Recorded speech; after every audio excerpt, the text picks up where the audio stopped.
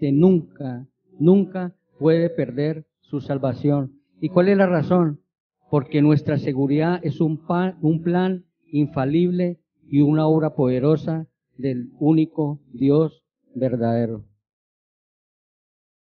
También recordemos la semana pasada que decíamos a la luz de las Escrituras que el propósito de Dios para nosotros, y cuando hablo de nosotros es para los creyentes, es nuestra conformidad al Hijo de Dios Jesucristo. Y en su infinita sabiduría también, Dios estableció un plan infalible que no falla para lograr ese propósito en nosotros. Ahora, Dios diseña, Dios revela, Dios ejecuta la salvación en forma de pacto, lo explicamos la semana pasada. Y también decíamos que a la luz de las Escrituras, y hemos visto y en la medida que vamos desarrollando este punto, podemos evidenciar que el pacto de redención es unilateral e incondicional. Es decir, que este pacto, el Señor o Dios no se sienta con nosotros para pactarlo. Este pacto proviene de Él, es unilateral y sin condiciones, a pesar de nosotros. Y decíamos también que a la luz de las Escrituras, los teólogos, ¿sí?, han desarrollado cuál es ese plan eterno, infalible de Dios. Entonces decíamos que esto se le llama como orden saluti, el orden de salvación. Orden saluti es en latín y traduce orden de salvación. Y exponíamos también que este orden no es un orden cronológico, es un orden teológico lógico, pero no es un orden cronológico. ¿Qué traduce? ¿Cómo inicia? Inicia con el conocimiento de Dios, la predestinación y el llamamiento, inicialmente. Ese orden de el conocimiento de Dios, la predestinación y el llamamiento lo podíamos establecer como cronológico. Pero sigue la regeneración, conversión, justificación, adopción, ¿sí? Este no es cronológico. Evidentemente se desarrolla y es evidente en el creyente, pero aquí lo establecemos en un orden teológico más que cronológico. Y finalmente termina con la santificación, perseverancia y glorificación, que sí tiene un orden cronológico.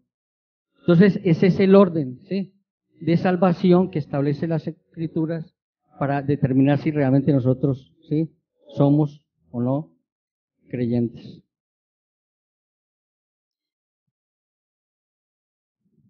Entonces, ¿qué hemos visto dentro de este plan de salvación? Que primero inicia con el conocimiento de Dios, luego con la predestinación y el llamamiento. Hay algo que yo sí quiero notar, que cada una de estas enseñanzas, cada una de estas doctrinas, indudablemente tiene una profundidad y un sustento bíblico enorme en las Escrituras. El propósito de este estudio no es profundizar en cada uno de estas enseñanzas, sino dar en una forma muy sencilla, muy clara, ¿sí?, exponer cada una de estas doctrinas con el propósito quizás de que ustedes se animen, ¿sí?, a estudiar cada una de esas doctrinas independientemente. Pero esa sencillez y esa claridad es suficiente, ¿sí?, para poder entender ese propósito del Señor, de Dios en la seguridad de salvación. Buenos días. Entonces veíamos que ese plan infalible de Dios, el orden de salvación, orden salutis, los habíamos considerado la semana pasada desde el conocimiento de Dios, la predestinación y el llamamiento. Y habíamos tomado, con respecto a las Escrituras, esta cita bíblica de Romanos 8, 29 al 30, que dice así la palabra de Dios: porque los que antes conoció, también los predestinó para que fuesen hechos conformes a la imagen de su Hijo, para que Él sea el primogénito entre muchos, y a los que predestinó, a estos también llamó. Y a los que llamó, a estos también justificó, y a los que justificó, a estos también glorificó.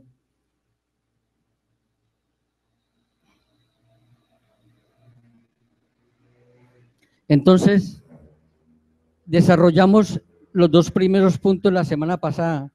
Hoy iniciamos Romanos 8, que acabamos de leer 30, la primera parte. A los que predestinó, a estos también llamó.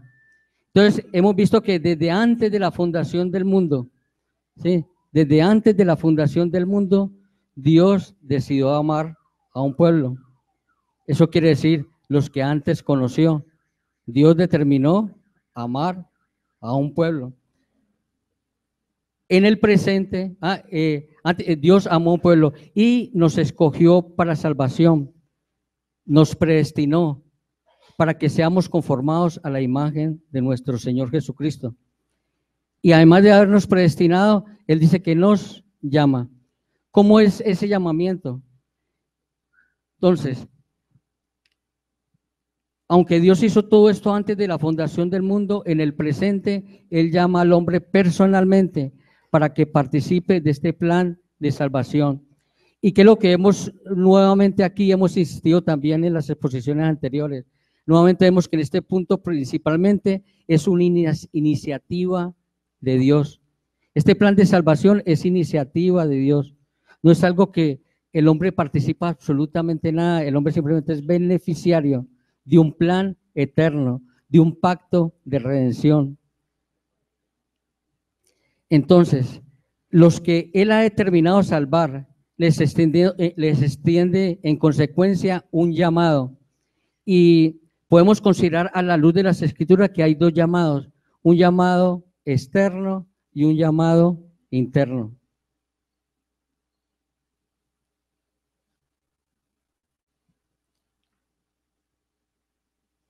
Entonces decíamos que primero hay un llamamiento externo. ¿Qué traduce lo que vamos a sustentar a la luz de las Escrituras? Ese llamamiento externo es a través de la predicación del Evangelio.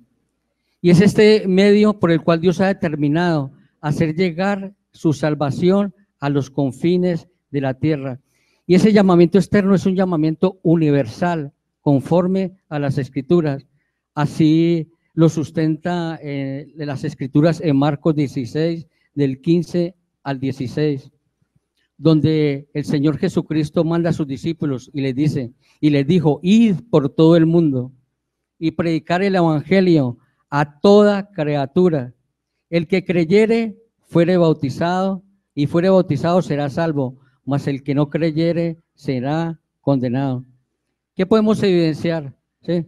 El llamado o el mandamiento y es ir y predicar el Evangelio a todo el mundo. Pero también podemos evidenciar que hay algunos que van a creer y otros no. ¿Sí? Ese es el testimonio de nuestro Señor Jesucristo. Va a haber un llamado general, es un llamado universal, pero algunos van a creer y otros no. Y Mateo 24, 14, el Señor, el mismo Señor Jesucristo anuncia o profetiza, podemos decir, dice, y será predicado este evangelio del reino en todo el mundo, para testimonio a todas las naciones, entonces vendrá el fin. Esa es una de las señales de la segunda venida de nuestro amado Señor. ¿Sí? El evangelio va a ser predicado en todo el mundo. Y podemos, a la luz de las Escrituras, en Romanos 10, 17, que dice, así que la fe es por el oír y el oír por la palabra de Dios. Y en el contexto, cuando estudiamos Romanos, la palabra de Dios se refiere al mensaje del Evangelio. Y esto es muy importante, mis amados hermanos, poder entender y comprender que no hay otro mensaje. Y que no solo es un mensaje, ese mensaje es una persona, la persona de Jesús. Y no hay otra persona por el cual el hombre se pueda reconciliar con Dios, sino a través del Evangelio. ¿Sí? Del Evangelio. No hay sino un solo Evangelio, ¿verdad? ¿Sí? El Evangelio de nuestro Señor Jesucristo. Entonces, este llamado universal, podemos decir que el Evangelio es predicado como una oferta completamente genuina de parte de Dios y nos utiliza como instrumentos para hacerlo. ¿Sí? Es una oferta completamente genuina, gratuita y accesible. Es un llamado a creer, es un llamado a seguirle, es un llamado a obedecerle. Pero ya hemos visto, no todos los que lo oyen se van a conformar a estas condiciones. Y así mismo Jesús lo manifestó. Mateo 22:14 dice, porque muchos serán los llamados, pero pocos los escogidos. El evangelio va a ser predicado a todo el mundo, es un llamado universal. Muchos van a ser llamados. ¿Cómo van a ser llamados? A través del evangelio. ¿Sí? Pero dice el Señor, más pocos son los escogidos, pocos son los que van a creer. Romanos 10:16 dice, mas no todos obedecieron al evangelio. Pues Isaías dice, Señor, ¿quién ha creído a nuestro anuncio? Es decir, desde el mismo Antiguo Testamento, ¿sí? Ya había certificado la palabra de Dios que todos no iban a creer en este anuncio. Y nuevamente aquí en Romanos Pablo nos recuerda, ¿sí? Que esto va a ser una realidad. No todos van a creer en ese anuncio. Romanos 9:16 dice la palabra, así que no depende del que quiere ni el que corre, sino de Dios que tiene misericordia. ¿Qué quiere decir esto, mis amados hermanos? Muchos son llamados, pocos los escogidos. Aquellos que van a creer, ¿sí? Ellos no van a creer porque les impulsa a creer, porque no tienen fe, están muertos en sus delitos y pecados. Ayer veíamos el inicio de un estudio acerca del Evangelio, en que el mensaje del Evangelio es un mensaje increíble, increíble. ¿Qué quiere decir increíble? Que no se puede creer, se puede entender, pero no se puede creer, a no ser de que obre un milagro de Dios en el corazón del hombre y lo transforme, un corazón duro en un corazón de carne. Es un mensaje increíble, que no, es decir, se puede entender, pero no se puede creer a no ser que Dios obre un milagro en el corazón del hombre. Y yo estoy bien ahí. Así que no depende del que quiere ni el que corre, sino de Dios quien tiene misericordia. Esa es la razón por la cual no todos obedecen al Evangelio. Esa es la razón por la cual muchos son llamados y pocos son los escogidos. El segundo es el llamamiento interno. Es lo que en las doctrinas de la gracia le llamamos el llamamiento eficaz o gracia irresistible.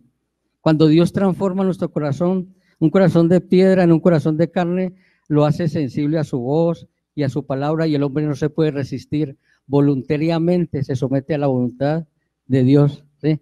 Es increíble la forma de obrar de Dios en el creyente, ¿verdad? Romanos 30, entonces volvemos a recordar, a los que predestinó. Y recuerdo que Él nos predestinó desde antes de la fundación del mundo, decidió amarnos desde antes. ¿Para qué? Para conformarnos a la imagen de nuestro Señor Jesucristo. A los que predestinó, a estos también llamó. Ahora, este llamamiento del Evangelio no debe concebirse como algo separado de la obra de Dios tendiente a salvar a sus escogidos, sino que este llamamiento, lo que hemos de entender, este llamamiento, ¿sí? Este llamamiento interno es el método o el medio que Dios ha establecido para la salvación de sus escogidos. ¿Qué quiere decir esto? Miren, es el único mensaje, es la única persona que Dios ha establecido para que el hombre se pueda reconciliar con Dios. No hay otra oportunidad de que el hombre se pueda reconciliar con Dios, sino a través del Evangelio. ¿Y cuál es la razón? Cuando uno estudia las Escrituras, la razón porque al Señor le plació. Simple y llanamente, porque al Señor le plació que esa sea la manera de que el hombre caído, del hombre que está en enemistad con Dios, que está muerto en sus delitos y pecados, se pueda reconciliar con Él. No hay otra manera, no hay otra forma.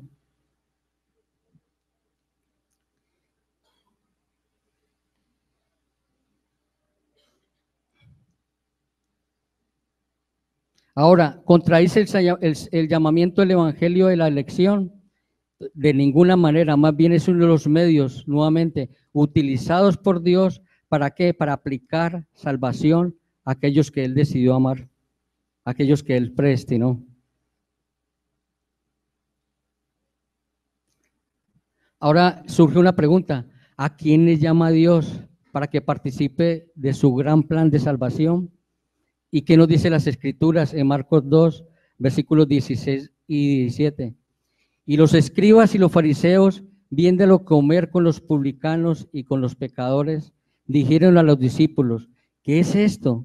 ¿Que él come y bebe con publicanos y pecadores? Al oír esto, Jesús les dijo: los sanos no tienen necesidad de médicos, sino los enfermos. ¿Y qué más dice? No he venido a llamar a justos, sino a pecadores. Mire, esto es muy importante, mis amados hermanos. Si alguien aquí se considera bueno y sin pecado, Cristo no vino a morir por ti. Él vino a morir ¿por quién? Por pecadores, ¿sí? Por pecadores. Él no vino a morir por buenas personas. Él vino a morir por terribles personas. Y si nosotros no estamos convencidos de quiénes somos, es imposible que Dios obre en nuestra vida. Él no vino a morir, ¿sí? No vino a morir por las buenas personas. No vino a morir por la buena gente. Él vino a morir por terribles, abominables pecadores. ¿Y quiénes son los pecadores? ¿Qué dice las Escrituras? Romanos 3:23. Por cuanto todos, ¿quiénes? Todos pecaron, están destituidos de la gloria de Dios. Esa es la condición normal del hombre, a la luz de las Escrituras. Cada vez que nace un niño, nace con un sello, ¿no? Pecador, condenado, ¿sí? Bajo la potestad del maligno, hijo del diablo. Ese es el sello de todo lo que es nacido hombre y mujer. Y ese sello lo puede levantar solo el Evangelio, solo Cristo, ¿sí? Todos nacemos bajo condenación. Los niños no son angelitos, ¿verdad? Sí, son pecadores. Ahora, ¿cómo llama Dios a los hombres? Ahora, el testimonio de las Escrituras, segunda de Tesalonicenses 2:14, a los cuales os llamó mediante nuestro evangelio para alcanzar la gloria de nuestro Señor Jesucristo. El llamado es única y exclusivamente a través del evangelio. El llamado es única y exclusivamente a través de la persona de Cristo Jesús. No hay otra forma de salvación. No hay otra forma de oportunidad de reconciliarnos con Dios. No hay otra forma de levantarnos de esa muerte espiritual, sino a través de Cristo, a través del Evangelio.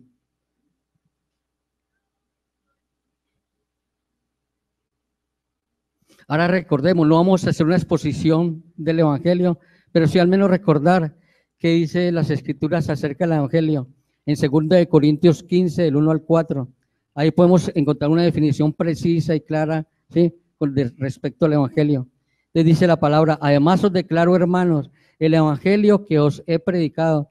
Mire que ahí empieza uno a entender lo que estamos. El Evangelio se predica, ¿sí? Es el llamado externo, ¿verdad? ¿Sí? En el cual también recibisteis. Es decir, si se reciben, es porque realmente hemos sido llamados y ha sido revelado el Evangelio en nuestro corazón, en el cual perseveráis. Una vez recibido, una vez transformado el creyente, va a perseverar. Dice: por el cual asimismo, si retenéis la palabra que os he predicado, sois salvos. Si no, creísteis en vano. Mire que se puede creer en vano, ¿sí? ¿Y cómo se determina?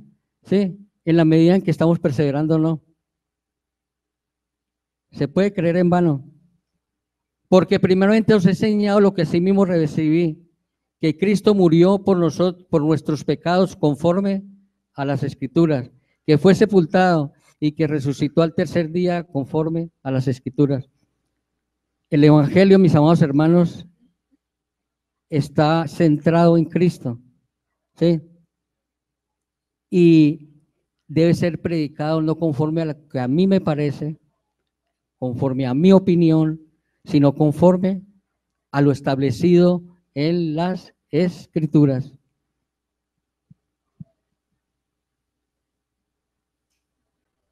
¿Cómo debe responder el hombre al llamado de Dios a través del Evangelio? La misma palabra nos dice, Marcos 1, 14 y 15.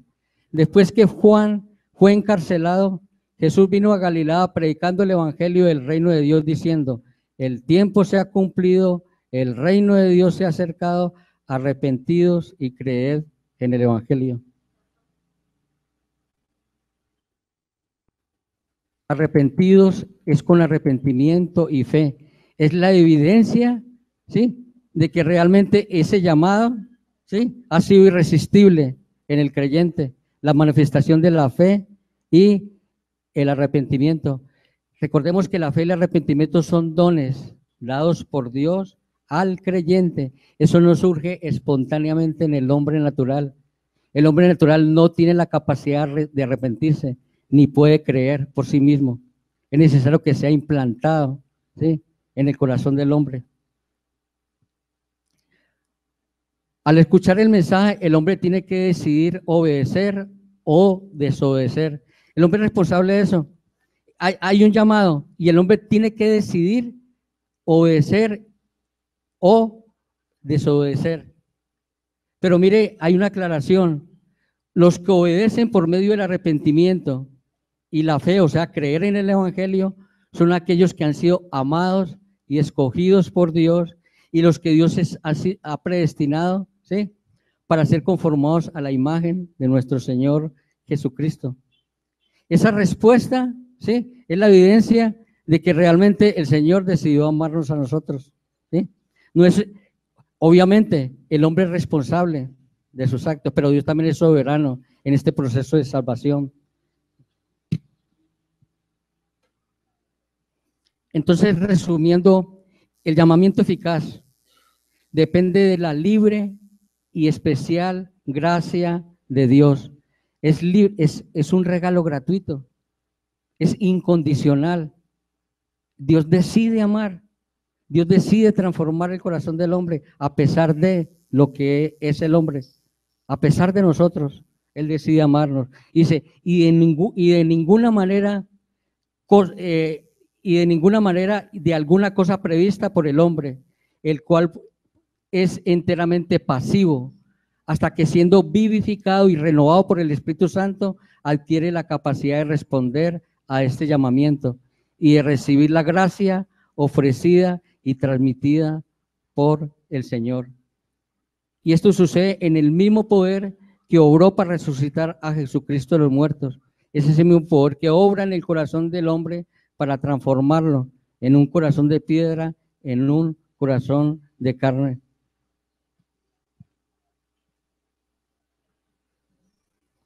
Siguiendo este orden de salvación que inicia con el conocimiento de Dios, con la predestinación, el llamamiento, entonces vamos a exponer acerca de la regeneración. Nuevamente quiero aclarar que cada una de estas enseñanzas, cada una de estas doctrinas, aquí estamos exponiendo verdades que nos permiten clarificar. Las escrituras son contundentes y amplias, ¿sí?, en cada una de estas doctrinas, para que nosotros podamos profundizar, ¿sí?, en ellas.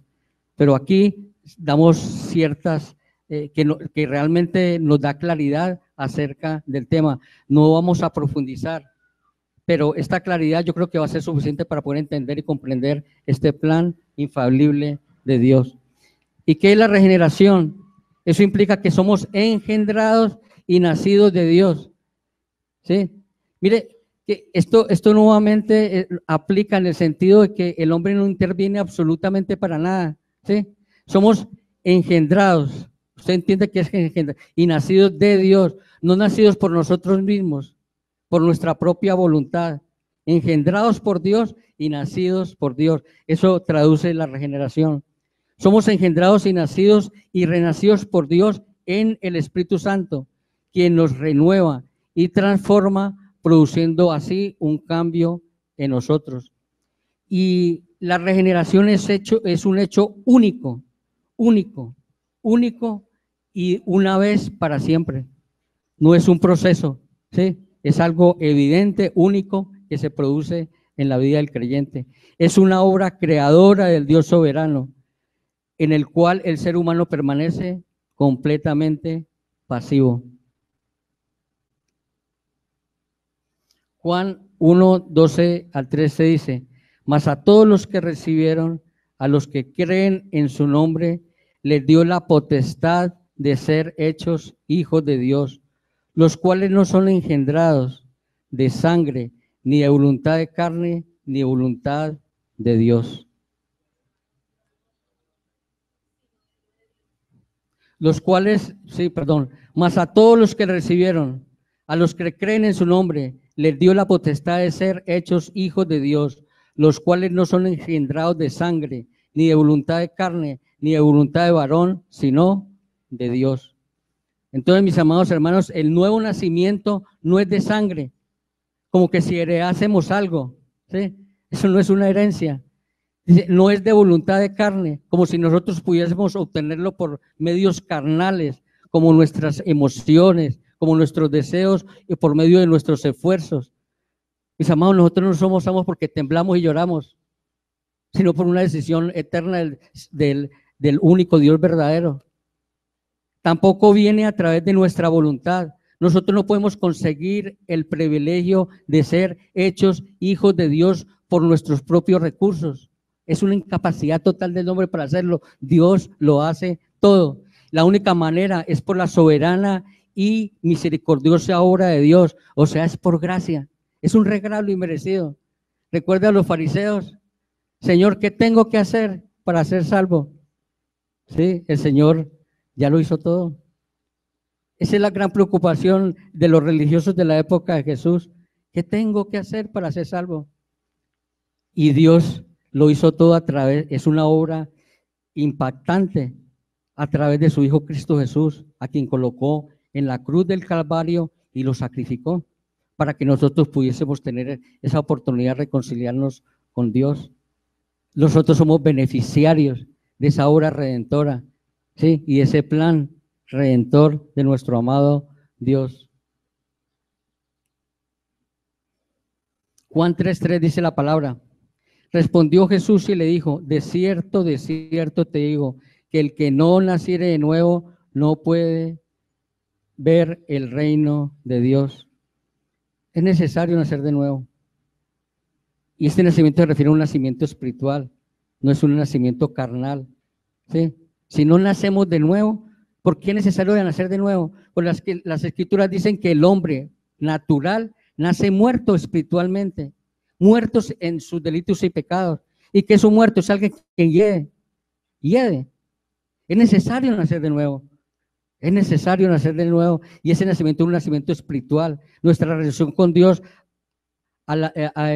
por causa del pecado de Adán queda totalmente deteriorada, ¿sí? Somos naturalmente enemigos y aborrecedores de un Dios creador, un Dios santo, un Dios eterno y todopoderoso. Es necesario nacer de nuevo, y el que no naciera de nuevo no puede ver el reino de Dios. Primera de Juan 2:29. Si sabéis que Él es justo, el creyente sabe que que Cristo es justo, sin pecado, sin mancha. El justo por los injustos, para llevarnos a Dios, ¿sí? El justo. Entonces, sabemos que el Señor Jesucristo es justo. Pero si sabemos que Él es justo, sabemos también que todo el que hace justicia es nacido de Él. ¿Qué traduce ese? ¿Qué traduce? Que nuestra manera de vivir, conformada a la voluntad de Dios, se traduce en que realmente hemos nacido de nuevo. Todo aquel que hace justicia, el que obra conforme a la voluntad de Dios. Y obramos conforme a la voluntad de Dios, ¿por qué? ¿Sí? No porque nosotros decidimos hacerlo, sino porque Dios transforma nuestro corazón de tal manera que voluntariamente, como en el caso de Pablo. Pablo, ¿por qué me persigues? Y Pablo dice: Señor, ¿qué quieres que yo haga? Esa es la disposición del creyente. Es un sometimiento total a la voluntad de Dios. Y ese es el reflejo para poder evaluarnos si realmente hemos nacido o no de nuevo. El nacimiento de un niño es un evento maravilloso, todos lo sabemos. Lo llamamos un milagro, el nacimiento carnal, ¿verdad? Así también, cuánto más lo es un nacimiento espiritual. Cuando un hijo de ira, recuerdo que todo nacido de hombre y mujer está bajo la ira de Dios, bajo la potestad del maligno. Entonces, cuando un hijo que está bajo la ira de Dios, la potestad del maligno, ¿sí?, se convierte en un hijo de Dios. Esto es increíble, ¿verdad? Pero ningún bebé recién nacido puede vivir si no respira, si no responde a su nuevo ambiente. Lo mismo podemos decir de la regeneración.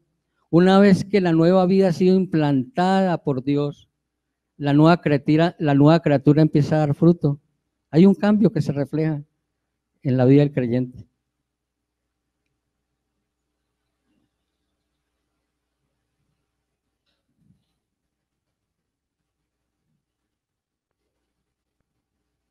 Ahora, en una nueva realidad, como hijos nacidos de Dios, mire, entiéndase bien, vivimos el privilegio y también la responsabilidad de reflejar a Dios en nuestras vidas.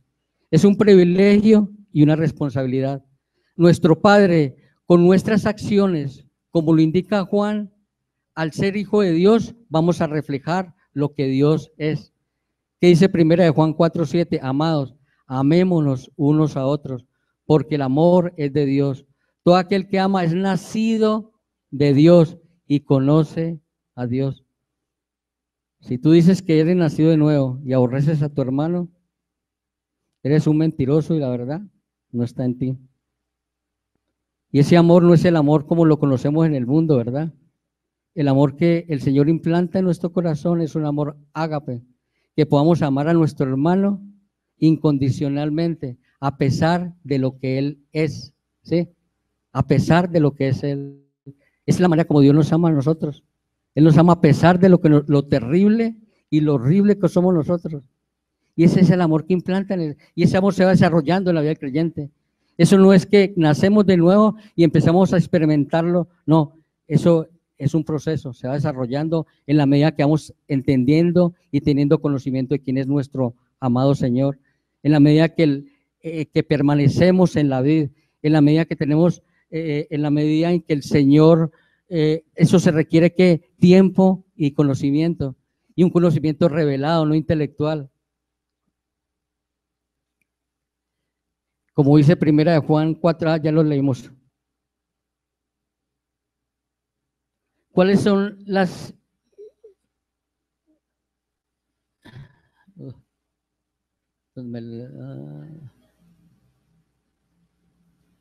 ¿cuáles son las implicaciones de una nueva vida?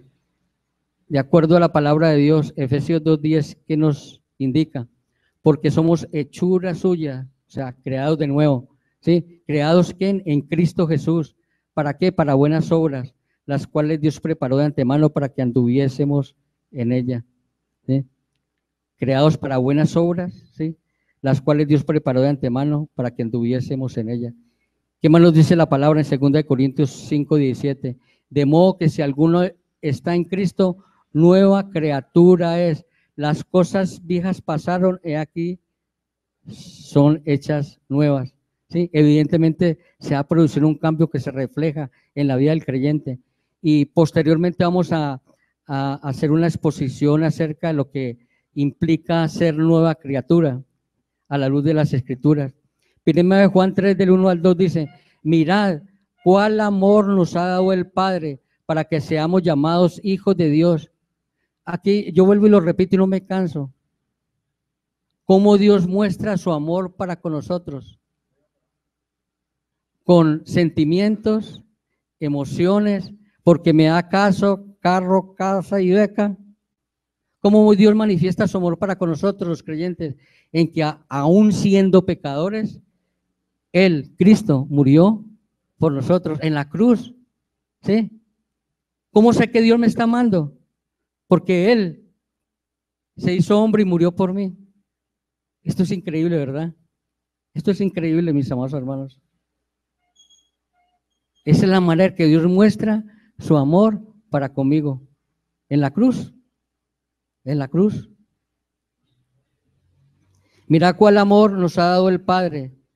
Y esa es la manera en que podemos ser llamados hijos de Dios.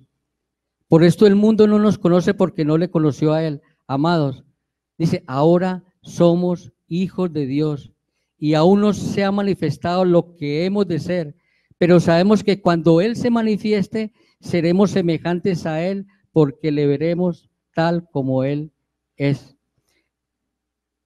Recuerda que fuimos predestinados con un propósito para ser conformados a la imagen de nuestro Señor Jesucristo. Cuando seamos glorificados y estemos en la presencia de nuestro amado Dios, ese propósito se cumple a plenitud. Vamos a ser como Él es. Esa meta se cumple, mis amados hermanos.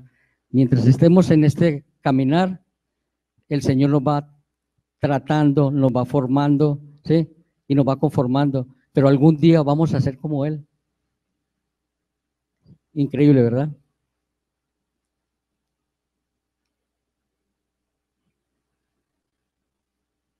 Entonces, siguiendo este orden lógico y teológico, más que cronológico, acerca del plan infalible de Dios, de este orden de salvación, entonces iniciamos con el conocimiento de Dios, la predestinación, llamamiento, regeneración, y ahora vamos a exponer acerca de la conversión.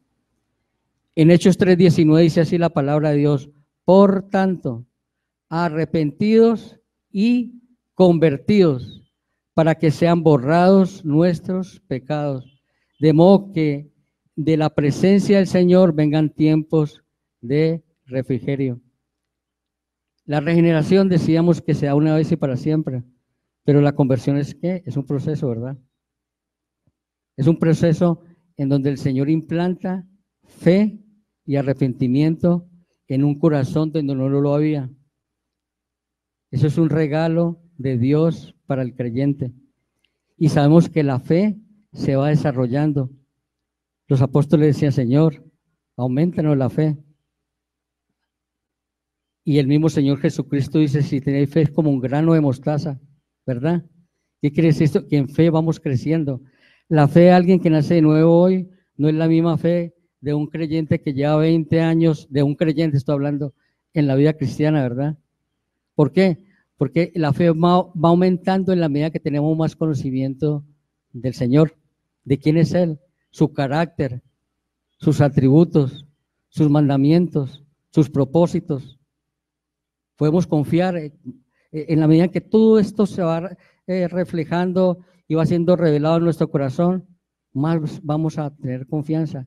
Y el arrepentimiento es algo que va a ser continuo en la vida del creyente. Es un privilegio que el Señor otorga, tanto el arrepentimiento como la fe, ¿verdad? ¿Sí?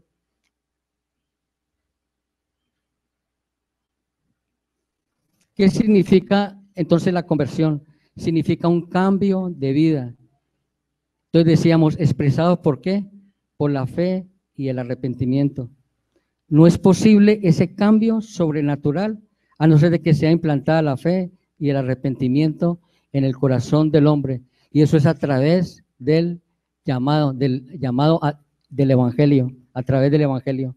La verdad es que las palabras conversión y arrepentimiento son muy parecidas. El arrepentimiento es parte de la conversión, pero en definición apuntan en la misma dirección. Ambas indican la idea de volverse de un camino o cambiar de rumbo para entrar en otro. ¿Qué quiere decir? Que el Señor da la provisión a través de la fe y el arrepentimiento para que nuestra vana manera de vivir quede relegada atrás. Nuestra vana manera de vivir. Incluye un cambio de pensamiento respecto del cual la persona da pasos concretos en su vida. Se nota la conversión. Supone una actitud activa del ser humano. No es pasiva, es algo que ya le pertenece y es inherente al creyente. Y se nota ese cambio.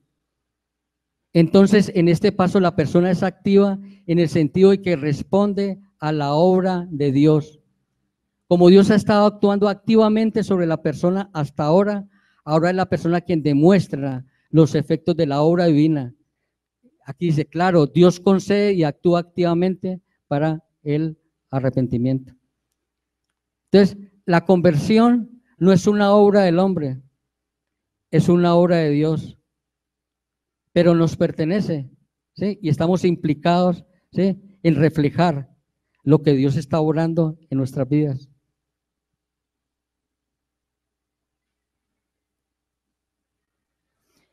En Hechos 11:18 dice así la palabra: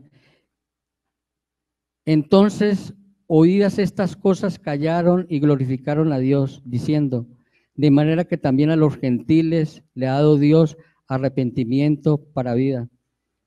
Entonces, esta es la evidencia de que realmente el arrepentimiento sí no surge porque yo deseo arrepentirme, sino porque el Señor lo ha implantado en el corazón del hombre. En 2 Timoteo 25 dice que con mansedumbre corrijan a los que se oponen, porque quizás Dios le conceda que se arrepiente para conocer la verdad. Nuevamente es un testimonio más de las Escrituras. Dios es el que concede el arrepentimiento. En Juan 1, 12, 13 dice: mas a todos los que recibieron, los que creen en su nombre, le dio el poder. ¿Quién le dio el poder? Dios. ¿Sí? Nosotros no decidimos nacer, ¿cierto? Nosotros no decidimos ser hijos de Dios. Le dio la potestad de ser hechos hijos de Dios, los cuales no son engendrados de sangre, ni de voluntad de carne, ni de voluntad de varón, sino de Dios. Y todos sabemos, mis hermanos, que la fe es por el oír y el oír por la palabra de Dios. Todos sabemos que la fe es fruto del Espíritu Santo de Dios. Y si un fruto del Espíritu Santo de Dios no surge naturalmente en el hombre, ¿verdad? Es un regalo, tanto el arrepentimiento, ¿sí?, como la fe, es un regalo de Dios para el creyente. Y es la manera como se refleja una verdadera conversión en él.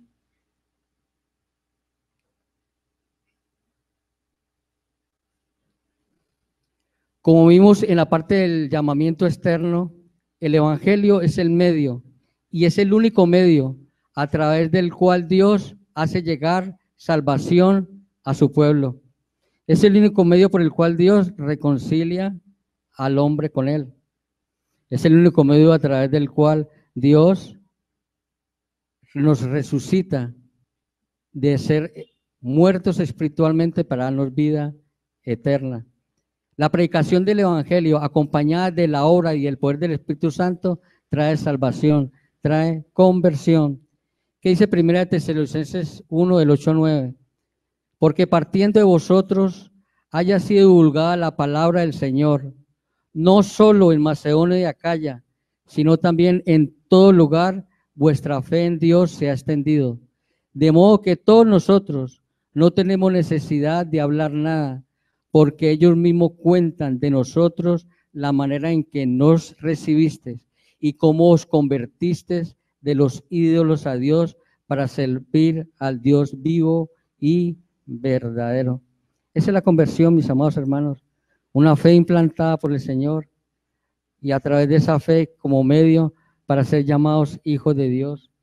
Y esa conversión también del arrepentimiento, donde el corazón es una máquina de ídolos. ¿Por qué pecamos?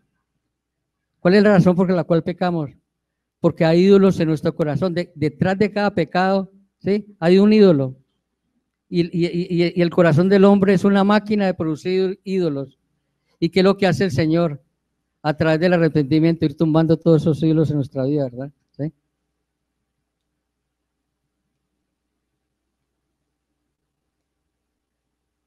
Y esto es un misterio, lo que hemos visto hasta ahora, la manera en que Dios obra. El misterio de quién es elegido, es un misterio, ¿verdad? Nosotros aceptamos que porque la Escritura es el testimonio diáfano de las Escrituras. Ese misterio de quién es elegido, de quién ha sido ordenado para vida eterna, de a quién se le ha concedido fe y arrepentimiento, no es un factor que nos debía preocupar a nosotros como creyentes. Dios es el que obra, ¿sí? Es un misterio y Dios nos capacita para creer en que es una verdad. Lo que sí nos toca a nosotros como creyentes es la tarea ¿de qué? De predicar el Evangelio. De predicarlo como conforme a las Escrituras.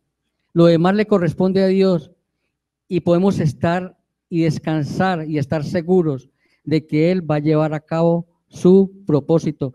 Nosotros somos instrumentos de Dios para predicar el Evangelio, entendiendo y comprendiendo que el mensaje del Evangelio y la persona de Cristo es la única manera de reconciliar al hombre con Dios. Simplemente somos instrumentos, pero ¿quién hace la obra? Dios.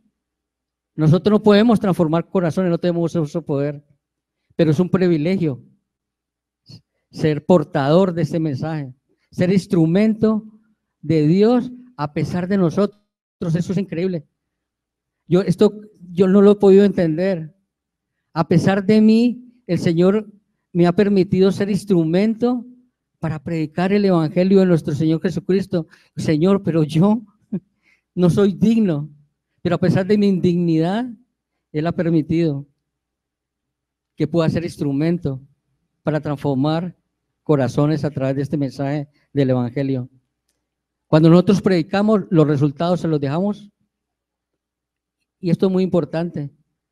Mire, no es a través de nuestra elocuencia, de nuestra verborrea, de nuestra capacidad para convencer. Presentemos sencillamente el Evangelio conforme a las Escrituras y descansamos en que Dios hace la obra, entendiendo y comprendiendo que muchos son los llamados, pero pocos los escogidos. Y esto no va a traer frustración a nuestras vidas, no va a traer frustración. Si vemos gente convirtiéndose, es porque Dios está haciendo lo que a Él le corresponde. ¿Qué nos corresponde a nosotros? Predicar. Y a Dios le corresponde transformar, cuando Él le place, por su buena voluntad.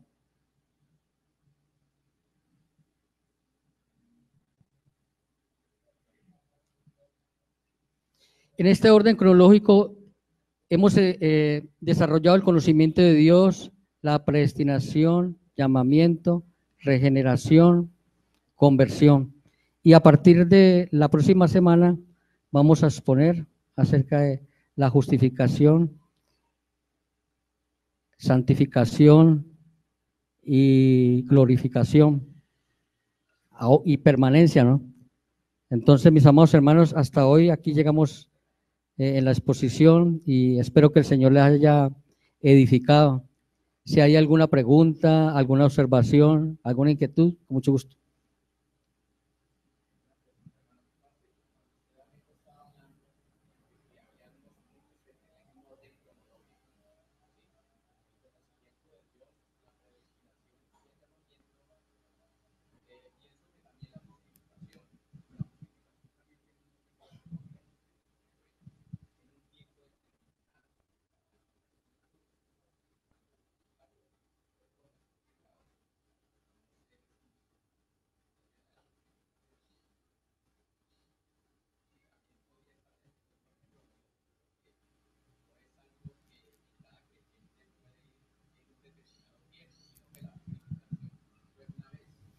Mi amado hermano, lo que yo trato de entender, que podamos entender que es un orden cronológico, algo que sucede uno inmediatamente de otro, ¿sí?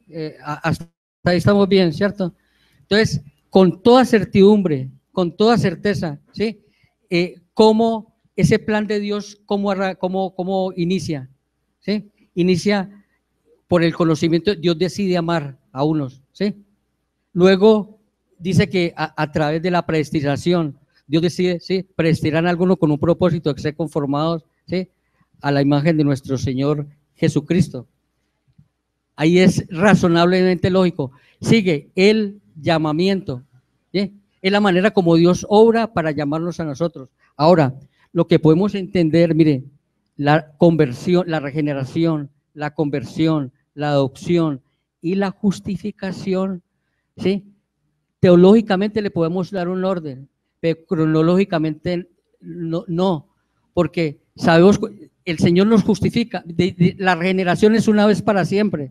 Entonces, ¿cómo podemos entrar en la discusión? Bueno, ¿será que primero nos justifica o nos adopta? Sí, ahí no hay en las Escrituras una evidencia que nos permita con toda certeza decir que es cronológico. Sabemos que esto se da. Ahora, que se dé simultáneamente, no sé. ¿Sí? Solo sé que se da. Sí, solo sé que se da. Pero no lo podemos determinar que es algo colocarlo rígidamente como cronológico, una tras otra. Sí, nosotros, el Señor decide amarnos, nos predestina y nos llama a través del Evangelio. ¿Qué sucede ahí en adelante? Claro, nos regenera, nos convierte, nos adopta, nos justifica. ¿Sí? Estos puntos, encuadrarlos en... Entonces, aquí hay un orden lógico, teológico, pero no cronológico. Sí, me hago entender, mi hermano. Entonces, sí.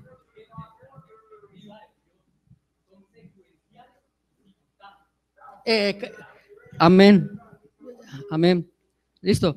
Sí, lo que sí es que nosotros no podemos determinar cuál es la secuencia. Pero sí se produce de una forma simultánea. En ese sentido, sí concuerdo con usted. Sí, en una forma simultánea. Y si simultánea, entonces yo pienso que ahí ya no podríamos hablar como cronológico, ¿verdad? Sí, sí, yo creo que ese es el punto, una forma simultánea. Gracias, mi hermano. ¿Queda aclarada? ¿Alguna otra pregunta? Bueno, mis hermanos, vamos a orar. Señor, delante de ti estamos dándote gracias por la oportunidad que nos has dispensado, Señor, de exponer tu preciosa y santa palabra. Convéncenos, Señor, de tu verdad. Ayúdanos, Señor, en tu propósito y permite, Señor, inclinar permanentemente nuestro corazón a ti. Gracias por este tiempo de refrigerio. En Cristo Jesús, Señor, te hemos orado. Amén y amén.